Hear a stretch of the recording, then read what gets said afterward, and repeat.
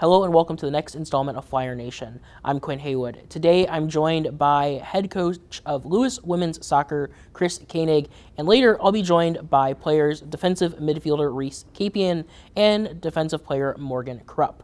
To start, I'm joined by head coach Chris Koenig. Chris, thanks for joining us. I appreciate it. Nice to be here. Thank you.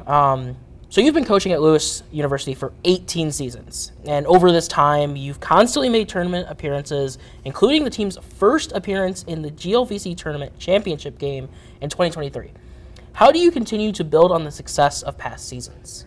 To be honest, it's the players. It's I know you talked about the run that we made in 23.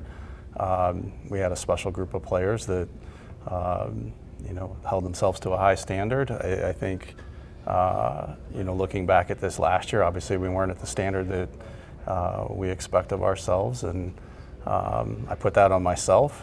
I love the current group that we have, and I think one of the things that I think really shows about the group that we have is how they deal with adversity. So coming off of that championship game, and then coming into this season and facing some adversity, I think we have a group that never stops showing up and working, and excited with the progress that they've made over this year and into the spring, and excited for where we're going in the fall.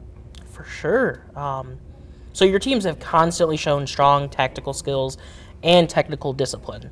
How do you balance developing individual player creativity with maintaining a structured team philosophy? Yeah, that's a tough one because everybody has the intent to develop when they're going through this process. Nobody's the finished product when they arrive on campus, and in order for you to be successful as a team, players have to develop. They have to get better, but you're always making decisions that you think are going to be best for the team. In the fall, it's a challenge to sometimes focus solely on individual development. Doesn't mean that you don't try to, doesn't mean that you don't take time to work with players on aspects of their game that need to improve and communicate that to them. But really the goal is to try to build a team and make sure that both from a culture perspective, a chemistry perspective, that the group is extremely tight. But then from a tactical perspective, that they understand what we're trying to do, how we want to try to accomplish it, what we want to try to put out on a week-to-week basis. And I think we have a little bit more freedom in the spring to be able to focus on individual development. Although this year, this spring was a little bit different. We were fortunate because we were such a young group. We returned so many players. That we actually had a pretty large size roster for the spring. So we actually, from January until this last week, really got to focus more on the team development and kind of what we want to try to put in place and make sure there was clarity in terms of people's roles going into the fall. And it was an exciting spring for me, and getting to kind of approach it that way as maybe just smaller group or individual stuff. So it's been a fun spring. Sure, the fall is going to be just as great. So looking back over your tenure at Lewis, what's one decision, whether it's tactically, developmentally, or culturally, that fundamentally changed the direction of the Lewis soccer program for better or worse? Oh, that's a really good question. I don't know. It'd be hard to, right off the top of my head, to find one specific thing. One thing that I will talk about, and I think this is probably something we've been fortunate here at Lewis. If you look through the department, some coaches who have been here for quite a while, and one of the things, and we've had these conversations, I think when you're a young coach, you're doing everything you can to try to increase competition and be a program that can compete in a really difficult GLVC. You're looking at talent and those types of things, and I think the longer you do this, the more you recognize that you're recruiting people. And there obviously has to be a high level of ability, work ethic. The types of players that you're looking at have to be able to do that. But what you're really trying to find are the right people. And so we use this all the time, and it probably sounds a little bit like a cliche, but you try to recruit people, not soccer players. I think if you can get a good group of people together that have that talent, who have that work ethic, you're going to give yourself a chance. And so that's one of the things I think each year we try harder and harder to try to find the right people and not just bringing in numbers or just a talent level. So if there's one thing that I would say kind of shifted that balance is really making that conscious effort to find the right pieces. So in today's collegiate environment where players are often facing mental health challenges and academic pressure as well, how have you adapted your leadership style to meet players' needs just beyond the field? Yeah, I mean, you hear this in higher education, and especially here at Lewis, we talk about meeting students where they're at. The players that we have a lot on their plate. They've put themselves in a position where the demands on their time are extreme. They have huge goals academically. We're fortunate. It's one of the things that I love about coaching at Lewis is we get people here academically that want to challenge themselves, who want to be great students in very difficult degrees, and yet they still want to play at a high level, and that poses some conflict sometimes. So how do we deal with it? If I could sit here and say there was a switch that you can flip or a magic, there isn't. You have to recognize that it's an issue. You have to make sure that you're letting them know it's okay to have those types of potential issues, and when they do present themselves, that it's okay to talk about it. I think when you get back into what we talked about earlier with chemistry and culture and those types of things, that's where that really comes in, because you have this support system that's kind of set up already between player and teammate and coaching staff. And if you can build enough trust that you have their best interest at heart, then I think you have an opportunity to help them navigate some of those things. So the best thing that I could say is just be available and be understanding of those types of things, and make sure that there's a balance between holding them to the standard that we demand of ourselves, but also understanding that if you're having a situation, if you're dealing with an issue, that today may be a difficult day for you to perform, and we need to have that conversation and make sure that we're helping you get through it. For sure. It sounds like you really meet the team where they're at. Try to. So after a tough loss or a disappointing season, how do you personally reflect and adjust your personal methods? And what roles do players have in shaping changes moving forward for next season? Yeah. This is a good question coming off of the fall, because I think as a coach, as players, I think sometimes we learn the most probably from not from our successes, but probably from those moments of adversity. And we've talked about that collectively as a team. We owned it. I've owned it. I think what's important is that we, when we got back together, and whether it's coming off of a loss, maybe even more important, maybe coming off of a loss versus a win, is that you have the ability to sit down and evaluate, what do we need to do differently? What can we adjust? What can we do better? What can I do better? What can I provide? And then from a team's perspective, what standard do they want to hold themselves to? And being very clear about that on a daily basis, and making sure that, starting with myself, my staff, and from the players, and them holding themselves individually accountable, and then holding each other accountable, that we're meeting those standards and constantly looking to try to get better every day. And so I enjoy that challenge. I mean, that's one of the things about sports that I think drives all of us who are competitive, is this idea that it's not always going to be a smooth ride. And when you can go through those moments of being down, I think it drives you to continue to push forward and do it better, and put out a product that everybody can be proud of. For sure.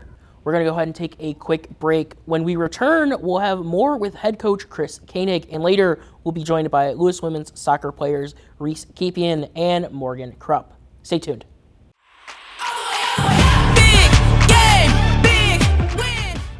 For over 50 years, WLRA has been on air showcasing countless students. As the first all-digital college radio station, Lewis University students are given access to industry-leading equipment that commercial stations utilize, equipment that creates, and equipment that brings radio to life. I like WLRA because it gives me the opportunity to get experience with news broadcasting and working with radio. Stop by De La Salle 210 or at WLRA Radio to get started on your radio career. Welcome back to Flyer Nation. I'm joined by Lewis University women's coach Chris Koenig. How do you measure success in your program beyond the win-loss metrics? What do you find is player movements, player growths, and an indicator matter most to you over the course of the season? Oh, that's another good question.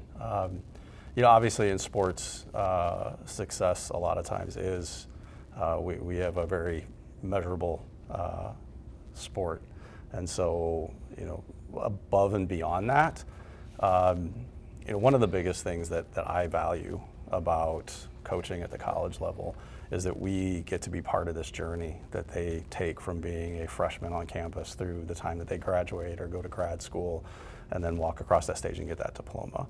So success for me is, did we help as part of that process to allow them to learn the skills that they need to go be successful in life and see the great things that all of our graduates have done after leaving Lewis University. So, in the short term, I think coaches and players absolutely judge themselves based on wins and losses. In the long term, I think one of the things that I'm most proud about is the relationships that you've built over the years and the opportunity to just be part of this process. Obviously we're teaching a sport, but I think we get the opportunity to discuss a lot more things that will impact them throughout the course of their life than just soccer. For sure. So going off that, culture is often cited as a critical ingredient in championship programs. How do you actively build and protect your team culture year after year, especially with so much turnover in collegiate programs? Yeah, and that's becoming a more challenging thing. Fortunately, we haven't been hit by it a great deal, but you hear it in the news all the time about the transfer portal and how that changes teams and programs, and culture is a term that gets thrown around a lot. And I think culture is extremely important. I think sometimes it gets maybe misused. I think one of the most asked questions that incoming recruits typically ask is, what's the team culture like? What's the chemistry like? And one of the things that we always try to push out there is, one, can you recruit good people? Because if you have good people, you have a much better chance of having good culture. But the other one is that having good chemistry, having good culture does not mean that everything is this perfect utopia. You have 30 people who are all competing and fighting for the same goal, and there's going to be good days and bad days. And so to me, culture is when you have the ability to respect each other enough, to be close enough as a group, that when you do run into adversity, you do run into some of those bumps in the road, that you're good having those conversations with teammates and working through things and not having little things become big things. And I think our group does a fantastic job of that. So when I hear the term culture, I think it's very important to me. I think it's much bigger than a random team building exercise or things like that. And so we want to continue to build that. We want them to be a big part of the process. So try to very much not take the approach of, here are the rules, here are the standards, here laying that out from a coach's perspective, but I want them to be part of that conversation, whether it be the leadership council, whether it be our captains that you're going to talk to here shortly, and make sure that this is a group effort when it comes to how close we can build this program and this team, because it can't just be one or two people that value that. It has to be everybody. Almost seems like you're building a family unit and kind of bonding together. In many ways, it is very much like a family. We spend a massive amount of time together. We push each other. We want each other to be great. And we're very demanding of each other. And sometimes families, have a lot of harmony, and sometimes, they can bug each other a little bit. For sure. But the one thing that families always do is they care very much about each other. And I think that's one of the things that this group brings to the table every day. So if you can have that, then you can get through some of those challenges. So you've worked with athletes at different stages of their development.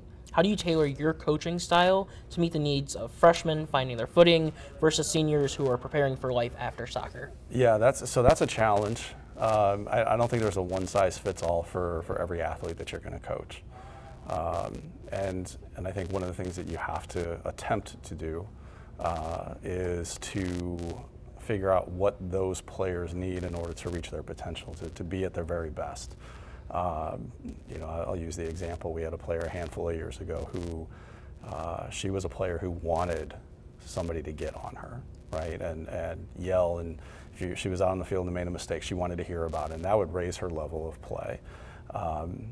I have some other players that I've had over the years that if you do that, the level of play is going to drop. And so as a coach, you want to try to figure out how to get the best out of your players.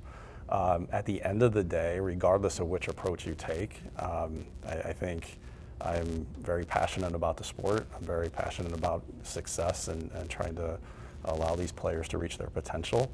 They have to know as a coach, and I would say this is true for any of the coaches here at Lewis, they have to know that you have their best interest at heart. If they know that, if they trust that, then I think you have the ability to try to get more out of them, to push a little bit, because it's not about you, it's about what you think is best for them. And I think if you can build that type of working relationship, then I think you have a shot to try to help somebody reach their potential. For sure. So going back to recruiting, it's becoming increasingly competitive, especially with the transfer portal and the NIL changes affecting every single level.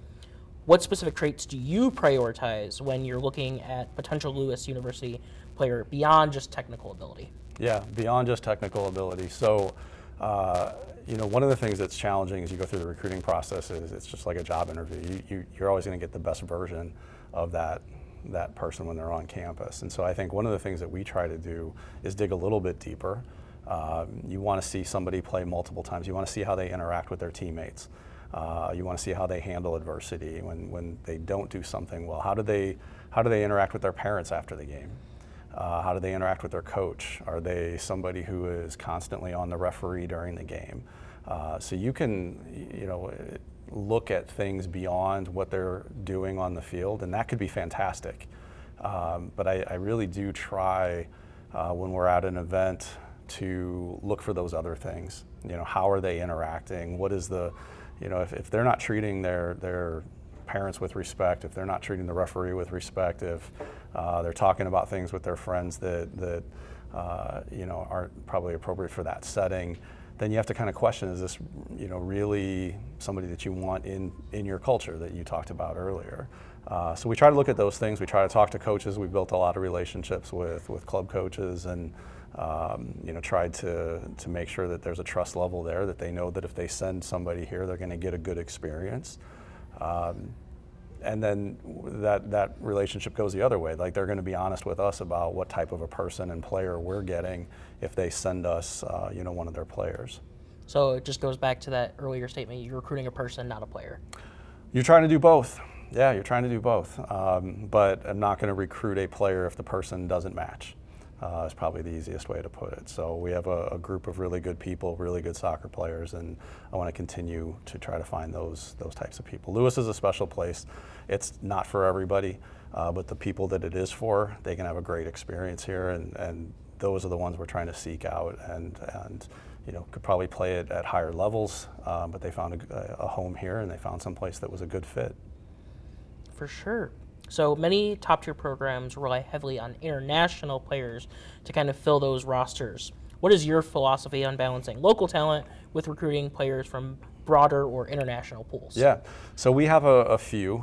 We have a player from Europe. We have some from up north across the border in Canada. Chicago's such a local pool of quality players and clubs. It'd be really hard not to try to focus on this area because there are really good players in this area. It's obviously a place where you can build relationships with coaches, and you see them a lot even at events across the country. You're gonna see teams that are local. Where I think it benefits is if you can have some type of diversity across your group. There's obviously different trains of thought if you're a player coming from overseas, and how those players mix in with your team, the experiences that they bring, I think are all part of the experience that everybody within the program are going to benefit from. From a sheer soccer perspective, soccer is viewed differently around the world in different countries. And so if you're too narrow with your recruiting, then I don't think the players benefit from a great experience.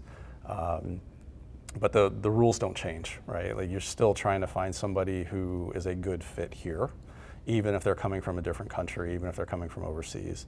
But I like the opportunity to interact with players from different backgrounds, different walks of life, different countries, different cultures, and be able to mesh that together and see the impact it can have on their teammates. For sure. Well, Coach, thank you so much for this. And we'll be right back. When we return, we'll have women's soccer players Reese, Capion, and Morgan Krupp. Stay with us. Big game, big win. The Raise Strong Foundation was created about 4 years ago. It came after, as a couple, we had our first child. She was born at 24 weeks. She weighed 1 pound, 12 ounces. Then she proceeded to spend another 4 months in the NICU. That was the time that she should have been growing in the womb. During the 4 months, we visited her daily, and we got to sit down with the doctors and the nurses, and the amount of medical knowledge and what they can do to make sure that your child survives is amazing. And just the experience, it was nothing we could have ever been prepared for. So emotionally, we became very tied to the micro-preemie world. And that was when we decided to create a foundation with the goal of trying to give thanks back to the NICUs, the nurses, and then also provide any sort of emotional or financial help to other families that might experience what we went through. We've had the opportunity to host over 40 events, celebrating micro-preemies, fundraising, and bringing awareness to micro-preemies and their families. When you get a chance, check us out on Instagram, Facebook, or our website at raisestrong.org. Donate, and thanks again for all the support. Thank you.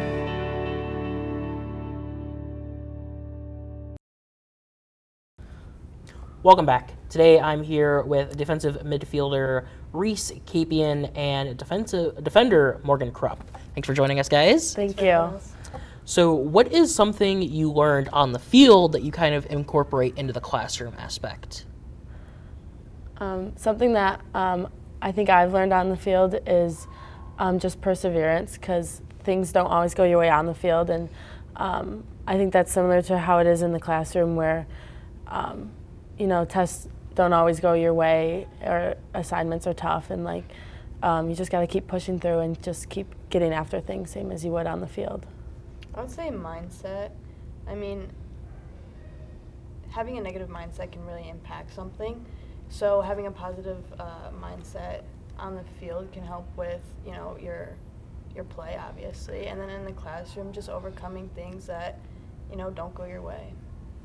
For sure. So moving forward, can you guys describe to me the team culture and how your team maintains a positive environment? I think our team culture is very strong. Everyone there really wants to win and get results, and so everyone's really on the same page, and I think that's really important to be able to hold each other accountable. And maintaining a positive environment, I think, is pretty easy for us, because everyone on the team just wants to support each other, and so that just goes a really long way to keeping things positive, but also being able to get results. I think we've gotten a lot closer this spring, just based off of the goal that we wanted to accomplish, and that we're all on the same page now, so it's a lot easier to get along and be able to play with one another. For sure. What's one misconception that people may have about soccer? You go first. I feel like whenever I talk to somebody about soccer, they think it's pretty easy. They think we're wimps. It's just kicking a ball. But like I said before, mindset is huge, and people don't really realize how much that can affect somebody and their mental awareness on the field. And I think it takes a lot to be able to balance that. Yeah, I would say maybe people don't realize just how physical the sport is. I know there's a lot of running, but you have to be physically prepared to really push people around, and so I think sometimes maybe people don't realize that. For sure. So school and sports can be stressful sometimes. How do you guys manage schoolwork, time to go to practice, and then games when you guys are traveling? Yeah.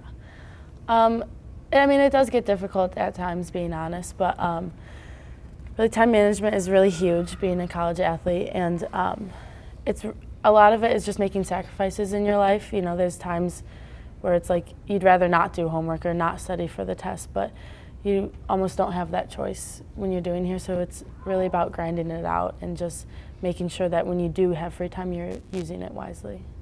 I feel like no one really prepares you for that because it's different from like high school and whatnot, but I think it's something that you just get conditioned with, so the longer I've been here, like it's been easier throughout the years. For sure. What is a mental strategy that you guys use to block out any distractions to stay focused, whether it's academically or on the field? Yeah. I mean, personally, on the field, the favorite one that I have is like if I make a mistake or have a bad moment, I just think to myself like next play. That way I can just like forget about the last one. It's already in the past. I can't change it, and just forget about it and move on to the next one. I usually do this thing where I fix my shin guards, kind of like a reset kind of thing, and that helps me a lot. Well, thank you guys so much for this, and that's it for this episode of Flyer Nation.